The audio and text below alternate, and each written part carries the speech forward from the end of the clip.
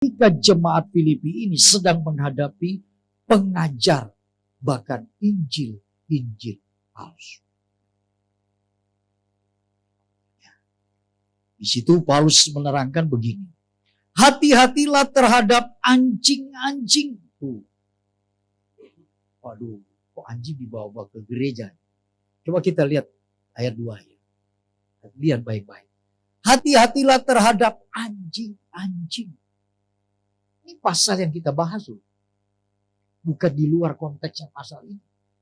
Hati-hatilah terhadap pekerja-pekerja yang jahat. Hati-hatilah terhadap penyunat-penyunat palsu. Seolah dia memberikan sunat yang bersih, tapi berakibat fatal. Dan tidak ada yang bisa menolong kecelakaan penyunatan. Dan manakala juga ketika anjing-anjing yang menyelinap masuk, ini bukan di luar loh Bapak Ibu. Ini bukan di luar gereja. Ini bukan ada di kalangan-kalangan orang yang tidak mengenal Tuhan. Ini ada di dalam gereja. Di dalam persekutuan orang percaya. Betapa luar biasanya kita seringkali tertipu. Kita masuk dalam dunia yang kita tidak mengerti sebegitu jauh konteksnya. Bagaimana kebenaran sejati itu sangat sulit diketemukan kalau kita tidak punya komitmen yang berat dengan Tuhan. Dan ketika Paulus mengingatkan anjing-anjing, saudara ingat ada firman Tuhan yang mengatakan anjing kembali lagi kepada muntah. Dia bisa berkata tapi dia tidak bisa mempraktekkan. Dia bisa berkhotbah, dia bisa mengajar, dia bisa mensuplai kebenaran tapi dia sendiri tidak menjadi contoh. Orang disuruh rajin, orang disuruh bekerja, orang disuruh ini. Dia sendiri lenggang-lenggang kangkung. Atau kangkung-kangkung lenggang.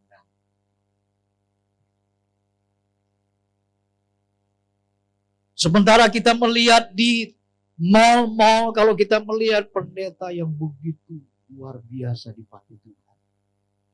Mereka sedang menikmati hidup nyaman dan aman.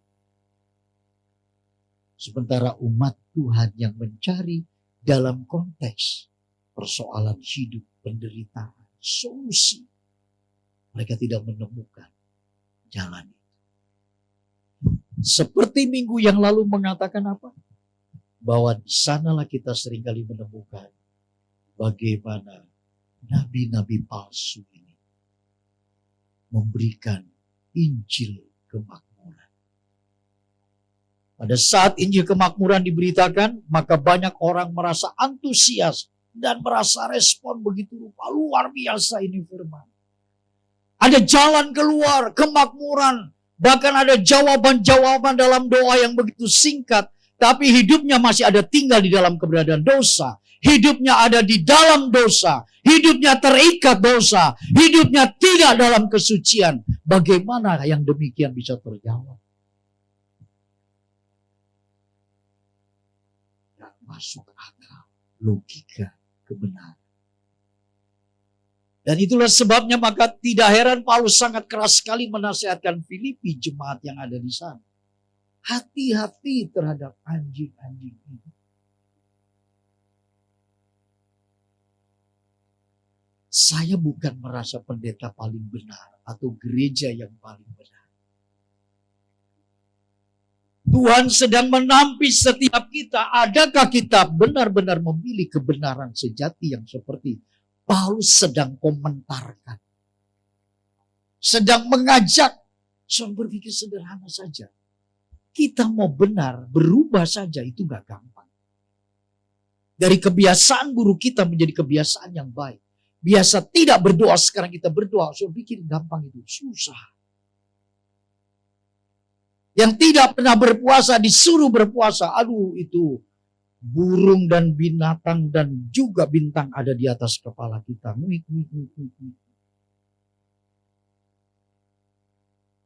Karena dari kebiasaan kita tidak masuk dalam satu siklus. Bagaimana kita masuk dalam penderitaan. Itu yang dikatakan ayat 10 tadi.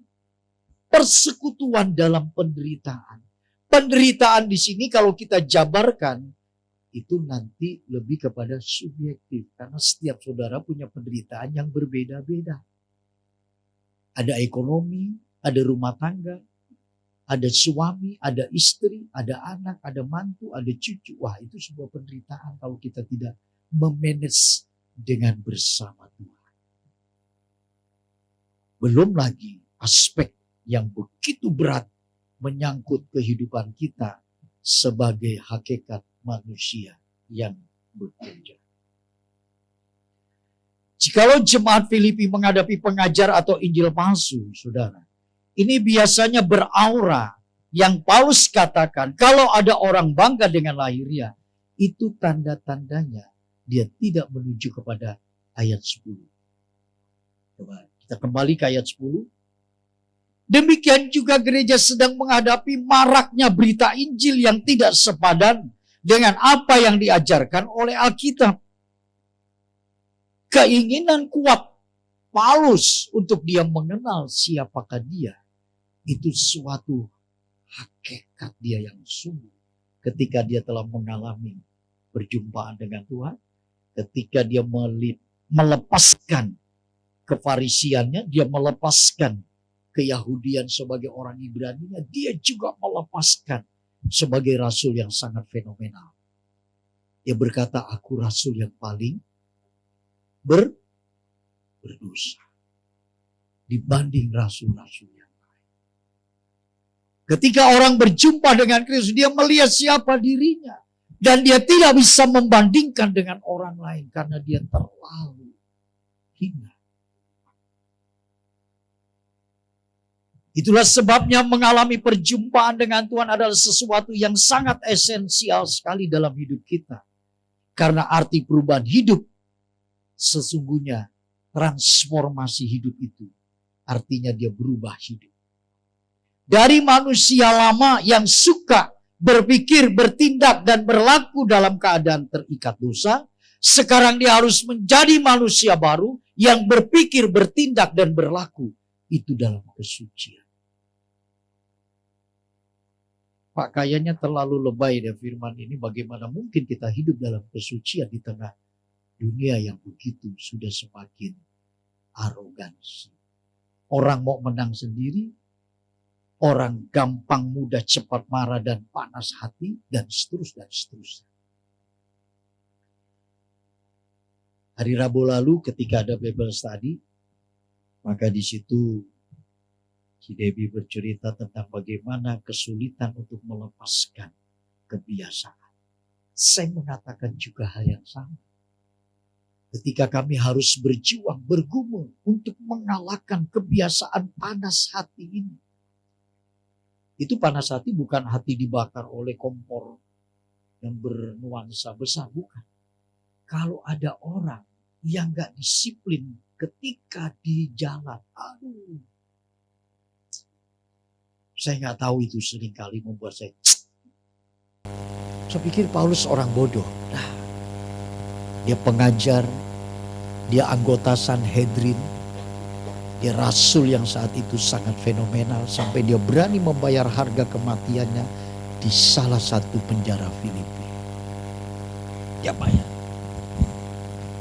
Satu perkara dia tidak tinggalkan bahwa esensi tujuan fokus yang utamanya tadi adalah harga diri, yang tadi ingin penghormatan, yang tadi adalah berupa materi, yang tadi utama adalah lahiriah. Sekarang dia balikan fokus itu dengan begitu luar biasa. Tujuanku sekarang adalah mengenal dia dan kuasa kebangkitannya.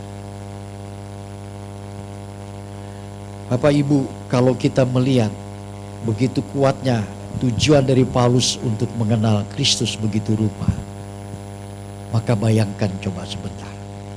Ayo kita bayangkan sama-sama. Saya tahu kekristenan kalau tidak mengalami kematian dan dia tidak mengalami kebangkitan, untuk apa? Untuk apa jadi Kristen? Justru kekristenan adalah ketika Yesus mati, di hari ketiga dia bangkit, Dan dia menunjukkan selama 40 hari. Dia mengajar lagi tentang berbagai hal, bagaimana hidup yang sesungguhnya. Ketika ajaran-ajaran yang dia kumpulkan kepada beberapa murid, dan pada hari yang ke-50, di situ dia naik terangkat. Dia berkata sebelum itu, jangan engkau tinggalkan Yerusalem. Ada banyak perkara yang kita melihat bagaimana Yesus menubuatkan segala sesuatu dalam hidup kita. Maka tujuan akhir kita adalah memang kita akan mati. Dan pasti mati, tidak mungkin manusia tidak mati. Tapi ketika kematian itu, saudara kemana? Kemana tujuan kita? Kemana arah kita? Kemana nasib kekal kita? Bukan nanti ketika kita sudah di rumah sakit.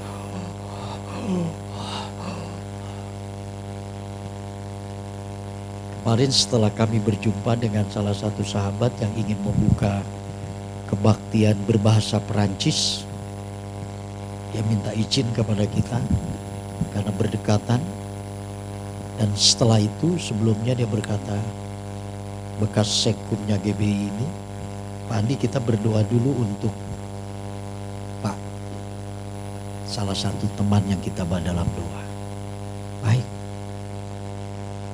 Ketika kita berdoa Bapak Ibu, dan ketika jalan pulang, ketika ada di rumah, itu masih kuat sekali. Betapa rentannya hidup kita. Saudara boleh punya investasi yang banyak. Saudara boleh punya uang banyak. Saudara boleh punya jabatan yang tinggi. Tapi begitu penyakit merenggut hidup seseorang, gak ada yang bisa tolong. Sudah dibawa ke Penang, sudah dibawa ke Malaysia bagian yang lain, sudah dibawa ke beberapa rumah sakit. Dokter harus mengatakan mesti dioperasi. Pasien tidak mau. Saya tahu tumornya itu sudah mengganas, merasuk seluruh tubuhnya. Gak ada yang bisa. Sekalipun kita cantik, sekalipun kita ganteng, sekalipun semua ada pada kita, kalau kita sudah masuk wilayah itu, jangan baru di situ kita berkata, Tuhan aku mau mengasihimu. Jangan ketika di situ kita berkata, aku mau all out Tuhan. Aku mau sungguh-sungguh. Mati sekalipun aku akan bayar. Terlambat. Terlambat. Kalau saudara mau mengenal Kristus dengan benar sekarang ini, jumpai dia, kenal dia dengan benar. Yesus yang aku kenal, tangannya berlubang. Yesus yang aku tahu, kakinya berlubang. Yesus yang aku tahu, rusuknya tertombak. Bukan Yesus yang lain. Mengenal ini saja kita perlu waktu yang begitu panjang. Mengenal ini saja seringkali kita ada sirkuit-sirkuit berpikir kita yang berbeda. Kita perlu ada ketenangan, kita perlu ada duduk diam di bawah kaki Tuhan. Untuk dia melihat sesungguhnya kemana arah tujuan hidup kita.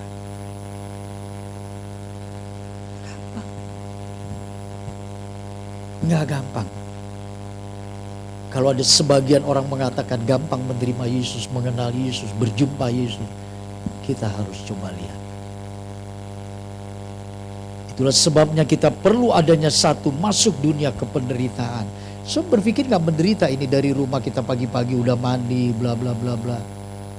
Kita siapkan waktu, kita tinggalkan kesibukan, kita bayar harga duduk diam. Udah gitu sampai di gereja kadangkali kita disalah-salahkan, ditunjuk kesalahan kita dan seterusnya. Sangat riskan. Tapi bagi orang yang ingin mengenal dia dengan sungguh, ada satu pesan, kuasa kebangkitannya itu loh yang memberikan harapan. Kita pasti mati, kita masuk wilayah itu. Tapi ketika kita tahu ketika aku mati, aku akan bangkit bersama Kristus. Itu yang menjadi ajaran yang dia berikan. Tidak semua gereja, tidak semua agama tidak semua pengajaran yang mengatakan aku ada sebagaimana aku ada. Dan engkau akan kusertai sampai akhir zaman. Janji Tuhan kepada kita. Itulah sebabnya kita menjadi manusia baru. Itu adalah sesuatu yang perlu kita catat baik-baik dalam hidup kita. Mengapa? Karena Alkitab memerintahkan kepada kita dalam firman-Nya, hidup baru itu adalah sesuatu yang sangat penting. Tidak boleh tidak. Sekalipun Andi umur 64 tahun, dia mengenal Tuhan umur 19 tahun, tapi hidup baru terus harus dipertahankan. Karena ciri-ciri orang yang hidup baru, dia terus menggeliat ada sesuatu yang penuh dengan gairah dan harapan. Kecuali orang yang stagnan, orang yang hidupnya manusia lama. Dia terus bergulat dalam keputusasaan, dia bergulat dalam banyak yang melelahkan. Itulah sebabnya kuasa kebangkitan menjadi sesuatu yang sangat luar biasa. Janjinya bukan sekedar dia berkata, aku menyertai kamu sampai kesudahan alam. Tapi kuasa kebangkitan itu menggeliat, tertransfer dalam kehidupan kita. Menjadi orang Kristen yang penuh dengan harapan. Dia tidak ditentukan volume dia ke gereja. Dia tidak ditentukan siapa yang menjadi orang fokus ibadah ini hari. Tapi juga dia tidak ditentukan bagaimana ketika hanya dia yang datang. Itulah sebabnya ini menjadi satu tolak ukur ketika kita menyelami Injil yang sejati. Kalau Bapak Ibu perhatikan baik-baik tentang Injil yang sejati, Yesus berkata apa? Serigala mempunyai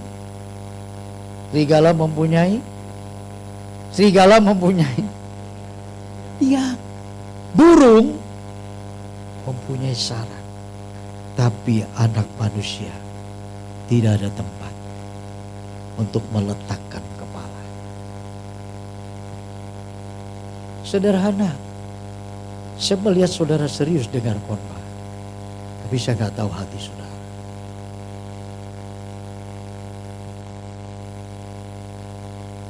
Itulah sebabnya betapa sulitnya Yesus menaruh dan meletakkan kepalanya di sebuah pembaringan hati kita.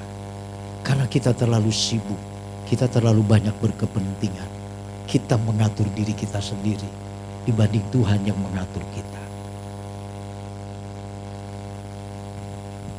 Waktu yang begitu panjang kita atur adalah demi untuk suksesnya kita sebagai manusia yang punya prestis, yang punya nama, yang punya gelar, yang punya kehormatan.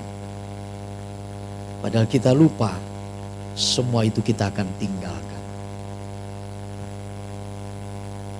Kita akan lepaskan. Beberapa hari minggu ini Bapak Ibu, saya sedang renovasi rumah. Berjalan 2 minggu, hampir mau ke 3 minggu. Begitu banyak itu alat, perabot, baju, sepatu, sandal, kaos kaki dan seterusnya yang tersimpan. Dan akhir kata, dari renovasi rumah ini, saya banyak belajar untuk melihat kehidupan. Kita senang sekali memelihara yang kita suka. Kita senang sekali memelihara yang kita butuhkan. Padahal itu kita tidak pakai. Padahal itu kita tidak gunakan. Bukankah lebih baik kita beri pada orang yang mampu, yang tidak mampu, yang mereka sangat butuhkan. Jujur saja, berapa sih kita mau pakai sepatu sehari? Kayak minggu saya baru pakai pantofel. Kalau nggak minggu nggak mungkin saya pakai pantofel ke rumah Bu Sumi, ke rumah kita ketemu ngopi sama Cidewi, Pak John. Wah, Pak Adi pakai kemarin, Pak John bilang Pak Adi keren banget sih. Apa yang keren saya begini? Tapi saya nggak pakai pantofel. Sepatu kita butuh cuma 2 pasang. Ya kan? Pakai gonta-ganti. Makanya ada pabrik sepatu. Kalau rusak beli sepatu. Dan sepatu kita kumpulin. Pernah lu saya ngelihat. Itu ada satu rumah mewah sekali, besar sekali. Saya nggak bisa cerita. Gede. Itu lemari sepatunya Bapak Ibu. Itu lorong panjang. Itu sepatu doang lorong panjang. Wih, hebat sekali. Maaf kata, itu bukan sepatu suaminya loh, sepatu istrinya. Baru sepatu istrinya begitu rupa, panjang sekali. Di atas sepatu-sepatu ini ada tas. Tas itu.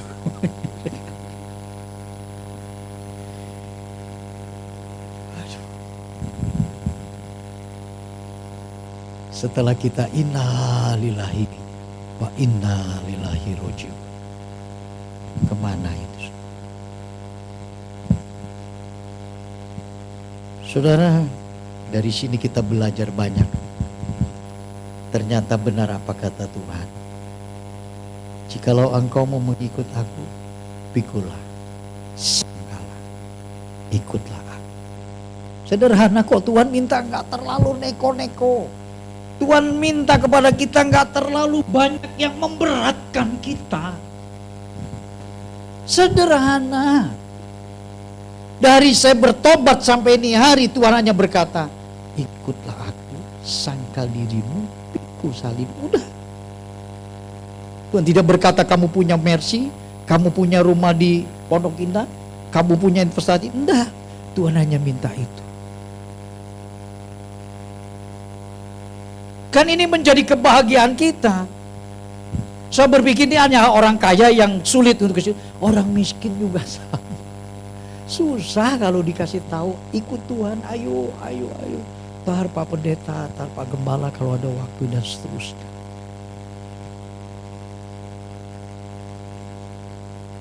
Ada ketika kita berdoa, kita tumpangi tangan supaya pasien ini sembuh dan seterusnya. Saya percaya kalau ditanya, Bapak mau apa? Saya kepengen rumah yang ada kolam renang Pak. Betul Pak, Bapak sakitnya ini sudah dikronis sebagai tumor yang menyebar.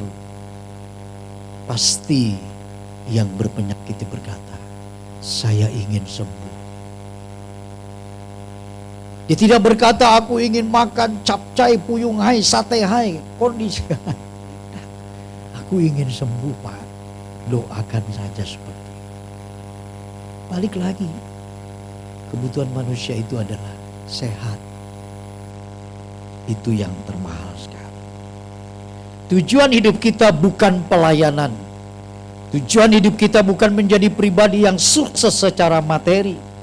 Tujuan hidup kita bukan mencari dan memberikan prestis menjadi sebuah gereja yang besar dan banyak jemaat. Tapi kalau Kristus tidak ada, untuk apa? Kita sukses, berhasil. Orang ketemu kita sampai dia menundukkan. Buat apa? Gereja kita gede, jemaatnya banyak. Tapi Tuhan tidak ada di situ untuk apa? Buat apa? Yang kita mau adalah Kristus hadir dan ada bersama kita. Dia merestui, dia berkenan. Udah. Itu aja. Dan ini menjadi perjalanan panjang setiap kita orang percaya bahwa tujuan kita semakin terus digerus dengan kepentingan-kepentingan yang sudah tidak ada yang lain kecuali hanya Tuhan. Kecuali hanya Dia, kecuali hanya Kristus Tuhan saja. Itulah sebabnya tidak heran ketika Paulus mengajarkan ini, yang ku kehendaki mengenal Dia dengan kuasa kebangkitan. Bapak Ibu Saudara, hati-hati Tidak semua orang yang berbicara tentang Yesus mengenal Yesus. Tidak semua orang yang berbicara berkhotbah tentang Yesus, berbicara tentang Kristus, itu bisa di mana saja. Di atas mimbar, di media sosial, bahkan juga dalam percakapan kita sehari-hari. Kita sering mengenal orang berbicara tentang Yesus. Yesus bukan sekedar sebuah cerita, tapi dia adalah pribadi yang sekalipun di surga, dia selalu hadir bersama orang yang membutuhkan. Orang yang mengasihi dan mencintainya. Yang menjadi pertanyaan besar bagi kita adalah, sudahkah kita mengalami Kristus secara real, nyata? Seperti 2 minggu lalu saya berkata, ada seseorang yang masih muda, anak pendeta, aktif, rohaniwan. Tapi ketika sebelum seminggu dia diwisuda, memiliki bukan saja komlot, tapi makna komlot. Dia harus mengalami kanker ginjal yang tidak lagi bisa ditolong. Dokter suster angkat tangan, tapi orang ini berkata, aku kenal Yesus. Aku berjumpa dengan dia. Aku tidak takut mati. Papanya kasih pensil, kasih buku catatan untuk menulis dengan tangan yang gemetar. Dia hanya menulis 3 suku kata. Jesus is the real. Yesus itu nyata. Yesus itu nyata. Dia bukan cerita. Dia bukan dongeng. Dia bukan yang pernah betul 2000 tahun lalu. Tapi hari ini pun dia tetap ada. Kebahagiaan kita cuma itu, Bapak Ibu Saudara. Kesenangan kita tuh hanya itu. Kebahagiaan kita tuh itu. Sementara orang berlomba, gak apa-apa, silakan. Jika sesuatu yang Tuhan izinkan terus dalam hidup kita, kita bergerak. Penyesatan seringkali tidak datangnya dengan wajah yang menakutkan. Dengan cula di telinga dia begini, mata yang merah padam seperti api membakar, mulut juga yang bertaring atas bawah. Dia memegang trisula, dia berkata dengan gemetar, gitu. Penyesatan tidak datang seperti itu. Tapi justru penyesatan datang dengan sebaliknya. Ia datang dengan kata-kata yang manis. Logika yang terdengar masuk di akal kita. Apalagi ketika perkataan-perkataan yang manis dan masuk di akal itu terbungkus dengan firman Tuhan.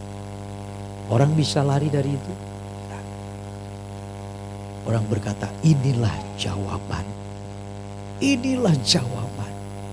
Tapi sesungguhnya orang ini sedang menyimpangkan kebenaran. Untuk orang ini jauh dari Tuhan. Saya amati Bapak Ibu. Orang yang bergereja, kalau dia suka sekali dengan euforia jasmani, euforia lahiriah, tandakan saja orang ini tidak akan tahan menghadapi zaman hari ini.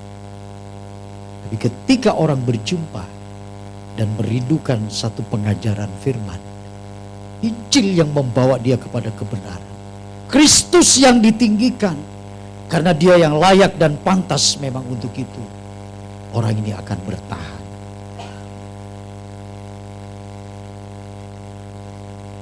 Dan orang itu akan berjalan bersama Kristus. Dan dia akan mengalami perjumpaan dengan Tuhan.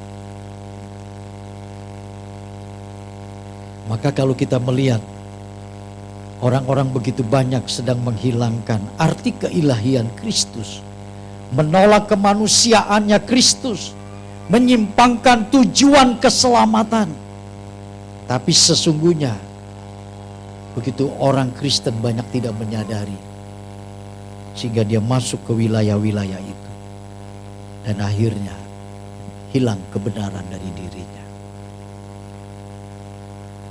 Banyak buku yang menceritakan, kalau saudara baca, miris. Bukan cuma gereja yang ratusan orang, tapi pendeta yang pernah terkenal, itu bisa hari ini dia tidak berjalan bersama dengan Tuhan. Ini menjadi tugas kita semua. Bukan cuma tugas dari gembala, tapi tugas dari Bapak Ibu sekalian. Oleh karena itu, untuk menutup ini kita lihat kembali pasal 3 ayat yang ke-10 tadi.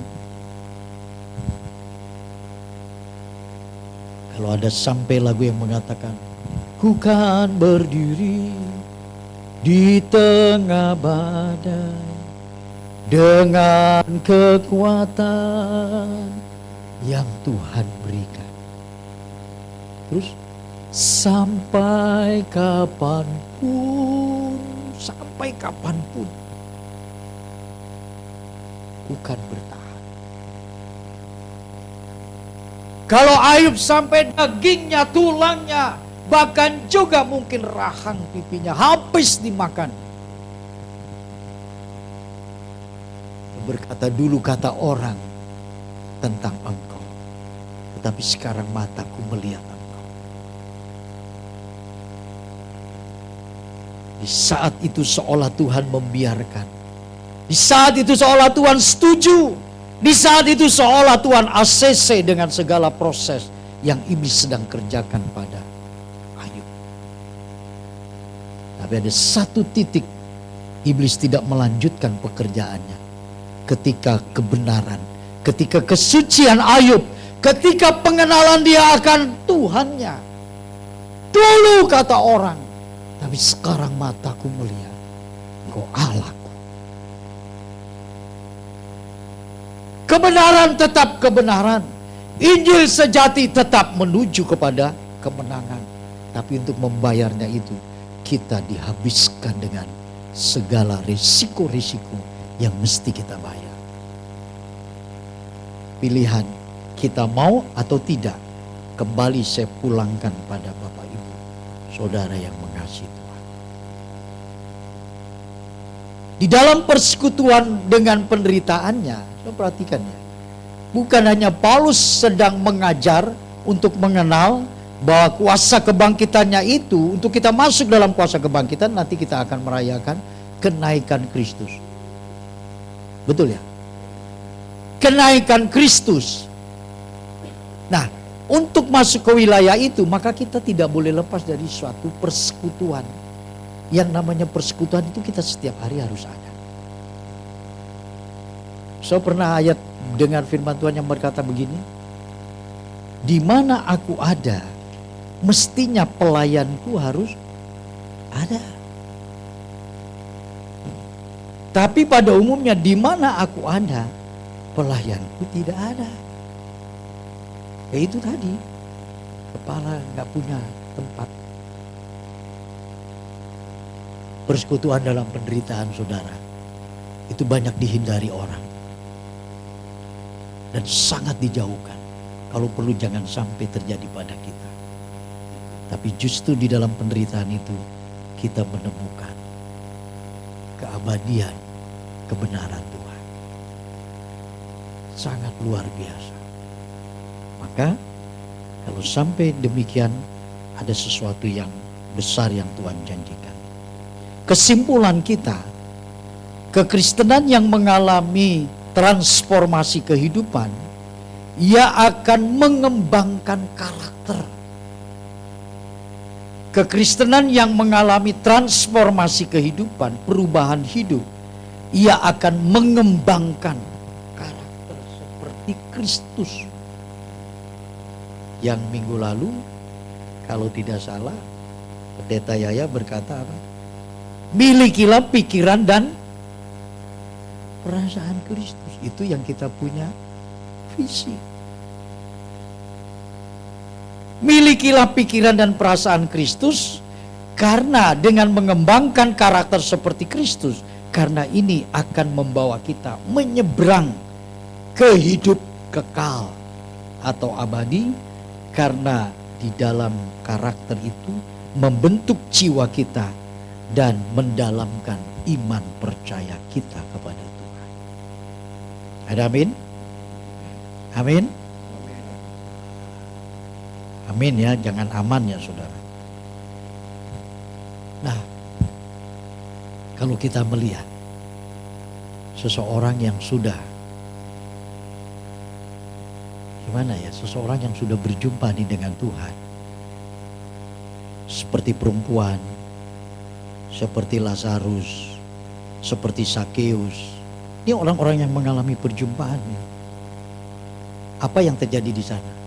Berubah karakternya, berubah.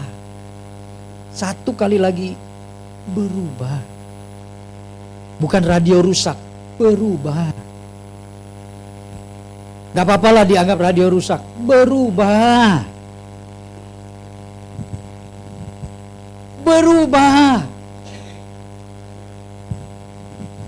Saya perlu begini, perlu begono, berubah. Yuk kita berubah. Jangan gak berubah. Kalau gak berubah mau ngapain setiap minggu? Nah, berubah. Masih ada waktu untuk kita berubah. Selagi Tuhan izinkan. Ayat firman mengatakan Tuhan tidak mengizinkan, tidak membiarkan satu jiwa pun hilang. Artinya kita punya kesempatan untuk berubah. Karena jiwa kita, karakter kita dibaharui, iman kita bertumbuh. Maka ada satu lagu mengatakan, Engkau ada bersamaku di setiap musim hidupku. Kan gitu. Wah, gak pernah kita ragu. Mau kita dari Bogor, mau kita dari Bandung, mau kita dari Tasik, mau kita dari Condet, bukan ukuran. Tapi sejauh mana kita mengasihi, mencintai. Waktu, durasinya berjalan. Maka saudara pasti. Hari Rabu lalu sebagai penutup, dalam Bible study, kalau orang cinta mula-mulanya sudah hilang, disuruh apa saja susah. Tapi kalau orang punya cinta yang terus baru, maka tidak disuruh pun dia datang, dia kerjakan, dan dia lakukan. Itu bedanya. So pernah jatuh cinta belum? Kecuali yang masih jomblo-jomblo nih ya. Kalau yang kita sudah punya suami, punya istri, jatuh cinta tuh gimana? Pak Felix aja mau jemput Putri Rusa nanti, walaupun di Aceh. Karena cinta. Karena cinta. Tapi kalau sudah tidak ada cinta, jangankan Aceh, daripada Mangan ke Pasar Baru aja berat nih Pak. Kalau nggak ada cinta. Tuhan Yesus berkati kita.